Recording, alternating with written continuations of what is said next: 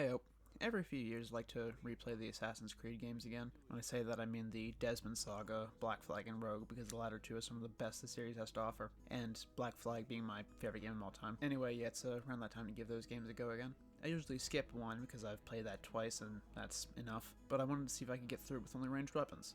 It was going well enough, but then you get all your weapons taken away, and for like 3 major bits of the game, you're not throwing knives. And even when you get throwing knives, the game just auto-kills them when you do enough damage to them, and that's kind of pointless. So we'll move on to AC2, which I'm really excited for. We start with an opening cutscene to remind people who these polygons are, and already the graphical fidelity is much better, but that may be because of the FPS boost. I played this game on Xbox 360, and I remember it looking pretty good. I don't know what the fuck this image is in reference to. I mean, I know it's Vieri's men on the bridge, but Jesus, that's abhorrent. During the garage fight, I pissed my pants while Lucy kicked the ass she needed to, and I watched a Polygon video about the AC remaster, and I have to see if he's in my game. We got to the base and met some of the most pivotal characters in AC, Sean and Rebecca. Love them both, they're equally grand. Back to the remaster shit. It seems like the majority of the criticism I'm seeing is about this awful character model, but I mean, the comparison video just looks fine to me. Dirty work! It's your family! Aw, he died. Shame that. I'm guessing for the Ezio trilogy they patched up a few issues, which is probably why I never noticed anything weird. Anyway, I let my ass get kicked. Where's Lucy when you need her? That didn't progress us, so I let Gravity solve my problems, and Federico came by to give us help. This time I just got my ass kicked and we pressed on. What? We've almost won this! Don't kid yourself, Ezio. This game has Sean write up database entries on every character, which is great for me, because I can't fucking spell. Just listen. The best may never change. And may it never change us.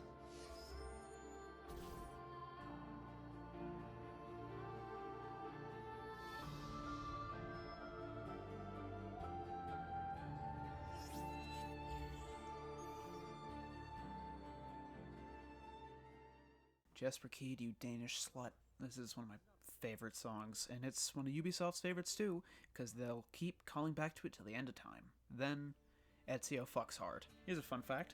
My dad borrowed Assassin's Creed 1 from me, and I was terrified that he would want to play 2 because of this scene, and the fact that I was 12. We ejaculate and evacuate, then meet Papa Auditore. We get a delivery job, then I climb the tallest point in Florence. Because it's easy. And does a lot of no, wait, that does not make sense. That delivery job was to Lorenzo de Medici, who was away, so we gave the letter to his assistant. I bought the knife belt upgrade, which, for some reason, I can do at this point in the story. And Giovanni introduces us to a fucking snake, trusted family friend, Umberto Alberti. Afterward, we do some chores for the family, such as ass kicker, partial bird thief, and mom walker. Also, we meet Leonardo da Vinci, but I'm sure that's minor. Then we deliver 3 letters to Giovanni's associates around the city. A thief and a courtesan, and a mercenary. I'm sure that's not relevant. Oh, Jesus. The Auditore's maid takes Claudia and Maria, Ezio's sister and mother, to her sister's house. I didn't say the maid's name because I forgot it. The Auditore boys are in prison. Annetta, that's her name. Fuck. Giovanni tells Ezio to find a hidden door in their villa and take its contents, and bring a letter to Umberto. This assassin's robe is just so great. It's got so many little flourishes and personality to it. The cape ties together so well. To celebrate, there goes half the family. Now we're heavily wanted by the police. This part of the game is kind of a drag, honestly. It's just learning how to survive the streets by blending and stealing. Paola, the woman teaching us these things, is nice enough, and she sends us to Leo to get her hidden blade fixed. Leo is our upgrade tree, essentially. The more codex pages we find, the more health we have, and different hidden blade upgrades when the story allows. Can't wait for the gun upgrade. Unfortunately, we have to kill this man with a knife that's not being propelled at Mach 5, but it's all good, we'll get there, you know? The Auditore are not dead! I'm still here! Me! Ezio! Ezio Auditore! Got that out of your system, Ezio? Alright, man, let's get the funny out of here. Paola tells us how to remove our notoriety, then we leave Firenze.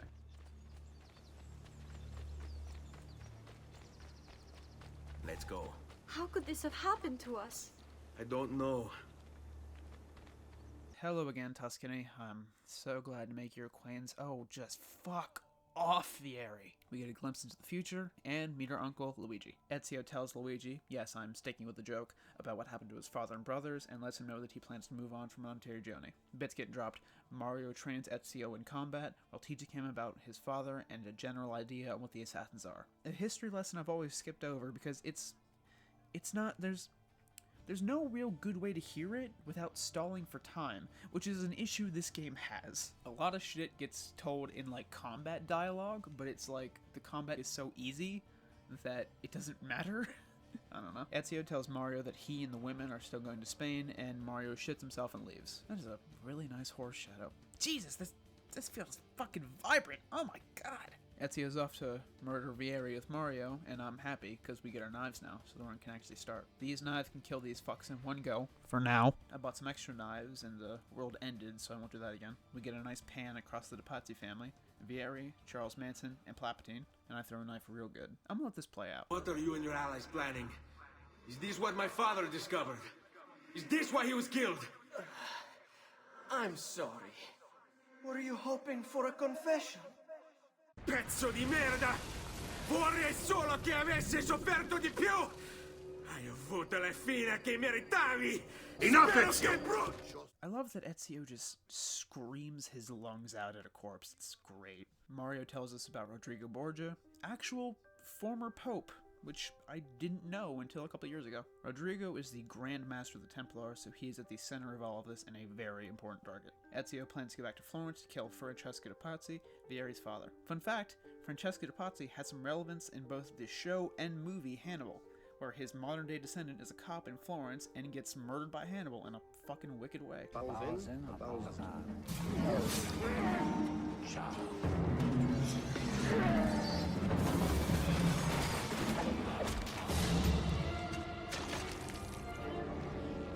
I love Hannibal, the show. The movie's pretty good too. Give it a watch if you've only seen Silence of the Lambs. Julianne Moore replaces, I just looked it up. Julianne Moore replaces Jodie Foster as Clarice Starling, but the movie is like a 10-year time skip, and she actually does a pretty good job. It's a fun movie. Ray Liotta's in it, and he is a slimy motherfucker in the movie. He is so good in that role. What is your worst memory of childhood? Jesus, Starling. Can I help you, Mr. Quinlan? What the hell are you doing sitting there in the dark, Starling? Thinking about cannibalism. Anyway, this is a fucking movie review. I would love to do one, though. Seemed like a good idea at the time. Anyway, Mario tells Ezio the importance of the Codex pages and how it's some form of prophecy written by Altair ibn La'ahad, the protagonist of the first game. Altair's story is so important to the overall story of Assassin's Creed. Well, it was until... Yeah, I just wish Altair got a better game. Assassin's Creed 1 is the kind of game that could do with a remake. A game that has really good bones but was flawed and could be done so much better now.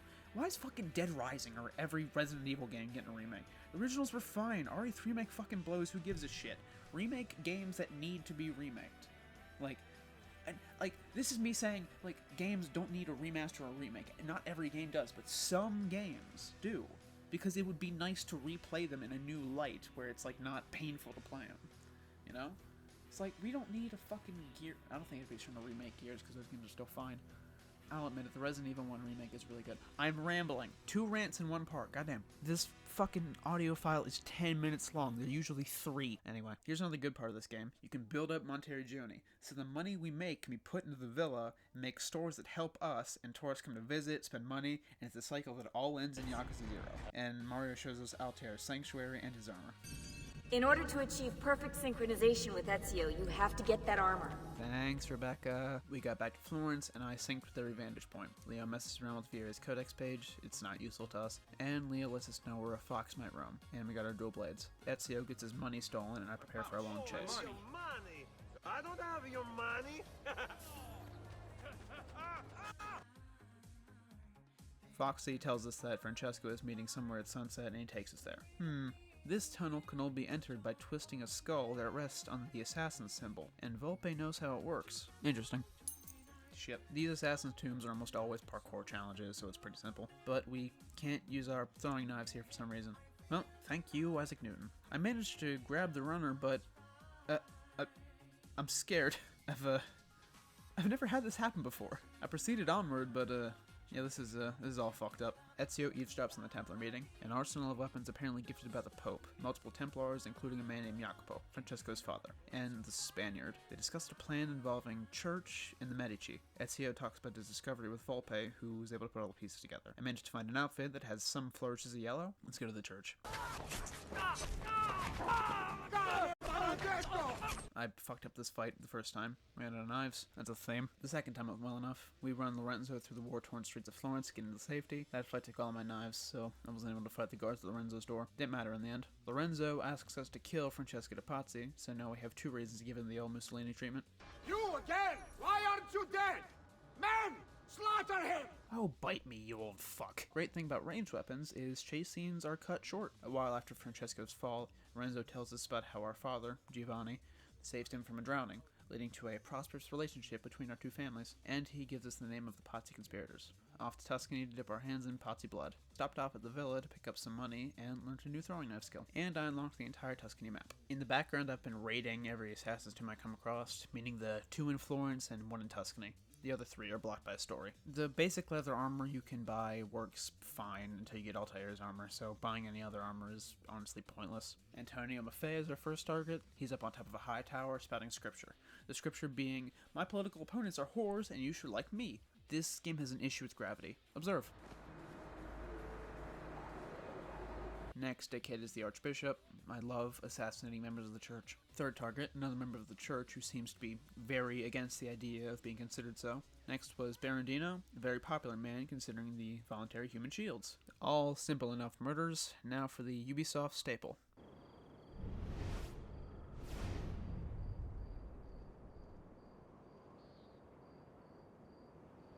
These missions suck. I had just enough knives to kill all the guards. Feels like that's happening a lot, but I have to use the hidden blade on Jacopo. What kind of Fallout 4 bullshit is this? With Jacopo dead, the Pazzi are all dead, but the list of Templars still grows. A Venetian was at the meeting, so we're off to Venice to end their grip on her throat. Conveniently, Leonardo is also going to Venezia, so we can travel together. We get to the mountains, and Ezio discovers Leo's persona. We have a bumpy, hot ride down to Romagna. That sounded way more homoerotic than— no, who am I kidding? I wrote that intentionally. Holy shit, this looks like Fable! Oh my god, what the fuck? Every vantage point, Assassin's Tomb, and we're off to Venice. Ah, fuck. Oh, here we go. Plot. Madonna Caterina Sforza. Love it, woman. Let's bounce. Sempre come una donna per me. I love that line. Eh, shit. Yeah, this part. We gotta test out if Desmond is properly acquiring Ezio's skills via the bleeding effect. I want you to activate the warehouse's defense system. I'll let you figure out how to reach the sensors. Oh, come on. Not even a hint? Open your eyes, Desmond.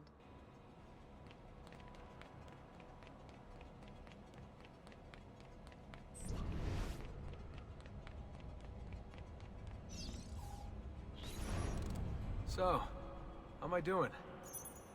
You've picked up every single one of Ezio's skills. On the way back up, Desmond dreams of a crusade, then Altair fucks hard. Why does this game imply that a fertilized egg can form memories? Hang on. I found a study from the Scientific American that says a fetus at 30 weeks remembers simple sounds and react to them, but this article also mentions that drug-addicted mothers give birth to drug-addicted infants, and I looked into that more because I remember hearing that wasn't true from my sociology teacher. Also, this is a fucking Assassin's Creed game. Why am I expecting factual science from the reliving memories implanted in DNA? This is a world of science fiction. Anyway, the Bella Venezia. On the trip we go through Venice, we see glimpses of illicit goings-on in the streets. Always hug Leo. We head to the Palazzo to see if we can find Emilio Barbarigo. Ezio sees the wall he can't climb, then someone who's not him, climb it. Shit fucking ensues. Come on, girl, let's get you out of here. Oh, you motherfucker. I ran out of knives on the boat ride, so I relied on each guard being a clone of John Marston. Worked well enough. I get to roleplay his house even harder than I did in the Sinking City. Antonio and Ezio discuss how to enhance coffee and war plans. The correct first quest to do in this questline is Rosa, because she teaches us the ledge jump, and she's fine as hell. The next mission, I got into a bit of a predicament, which resolved itself naturally. A few quests for Ugo involved me stroking my stick, and we are ready to murder a head of state. Pretty simple plan. Kill the few archers surrounding the palazzo. Antonio's men replace them with the armor we stole. We use Ugo's thieves to distract the ground forces, and then scale the walls using the jump grab. Then we quickly and quietly murder the men.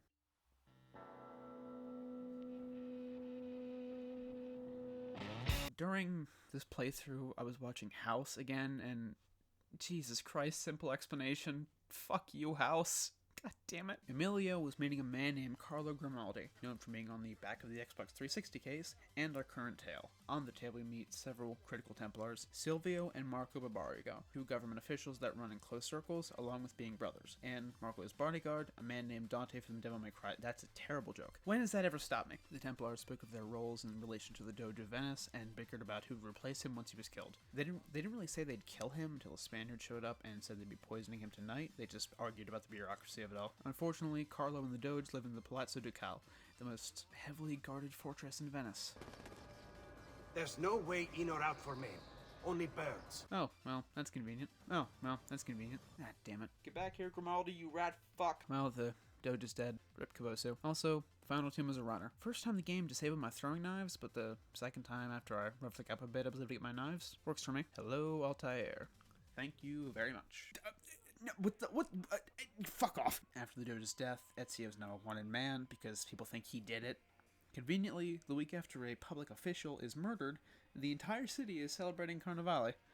If I was Mechanigo, I would be a bit offended. Also, this game relies a lot more on Deus Ex Machina than I remembered. And again, gun. Thank you, Altair.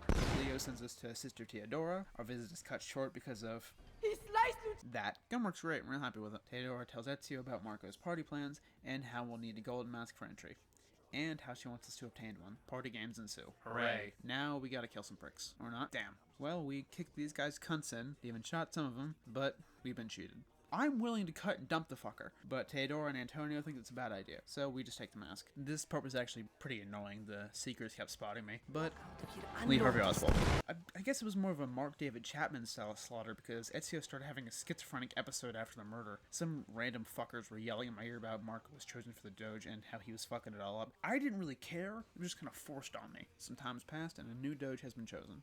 Another Barbarigo, but he's with us. And Silvio, the Red Hood guy, he's apparently occupied a district with 200 armed guards, so we're going to build our own army to counteract his. I like Bartolomeo. He's chill in his own manic way. Bartolomeo wants to kill Silvio more than we do, but he understands that the two of us against 200 of his men ain't gonna cut it. So we're freeing the mercenaries across the district and placing them at strategic locations, so when we light the signal fire, chaos ensues. And we can kill Silvio, and Dante can have an unfortunate accident. The pair are planning to leave on a boat for reasons that Ezio doesn't understand. It's been a decade since Ezio's family was murdered, but from Cyprus returns tomorrow, and Leo has some clues as to why. He's cracked the last two codex pages, and they reference two pieces of Eden and the Prophet.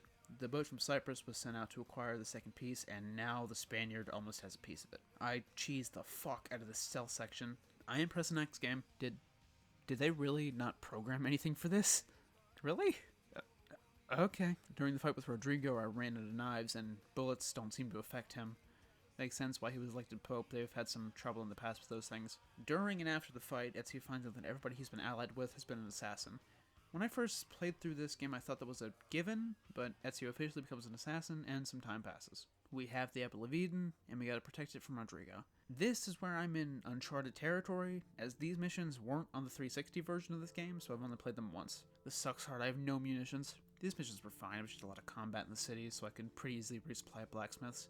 Even when I ran out of munitions, we had a lot of backups, so it was never really that hard. I know you're in there!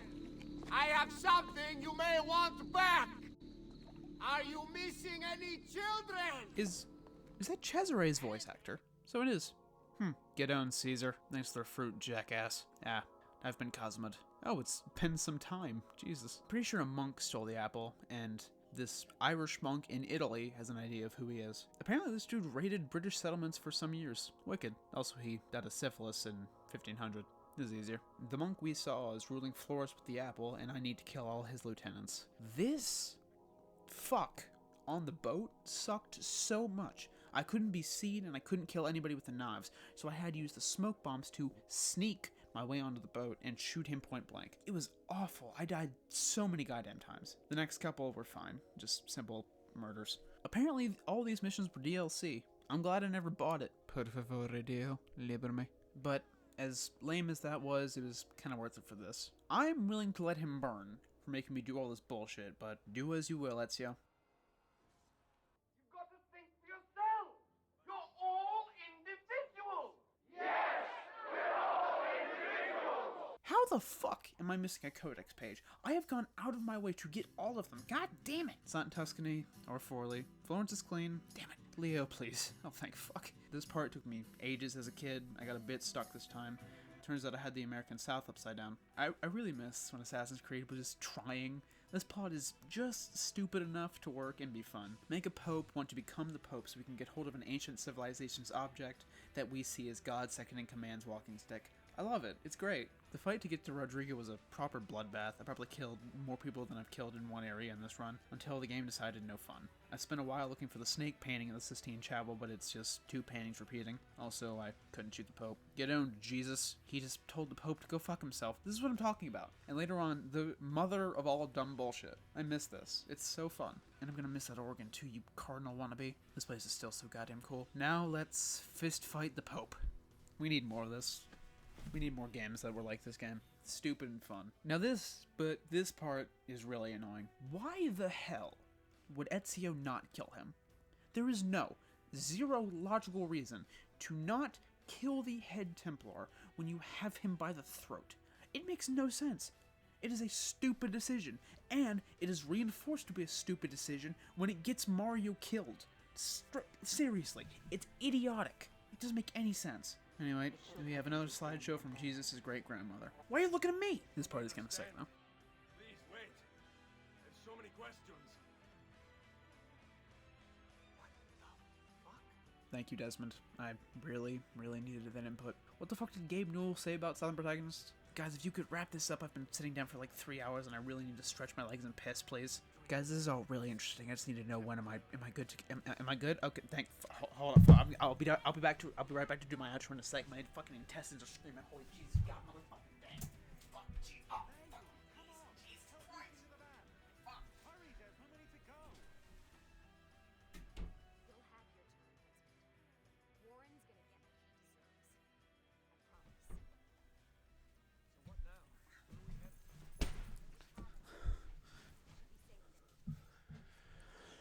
Okay, we're here, and I'm a fag. Life's good. Oh my god. Okay. If you didn't get any of that for Civilization stuff, basically the early human, like Moonwatcher kind of motherfuckers, and the first human, the first Civilization people, they got wiped out by a massive solar flare that fried the Earth. Some survived and rebuilt. But the first Civilization thinks it's going to happen again. They didn't say the date in-game, but I know it by heart. December 21st, 2012. Get it? Bunch of 12s is eerie. Yeah, they think the sun's going to get tired of our shit and burn us in Dante's style of damnation. So we got to find temples to fix it. That happens in the next few games, which we will be moving on to shortly. Maybe after Arcanum? Or I might just go into them. I have Arcanum set up. I'm just thinking about when to do it. Anyway, cheers all. Love to have you. Enjoy your company. I'm rambling. I'm empty. Cheers.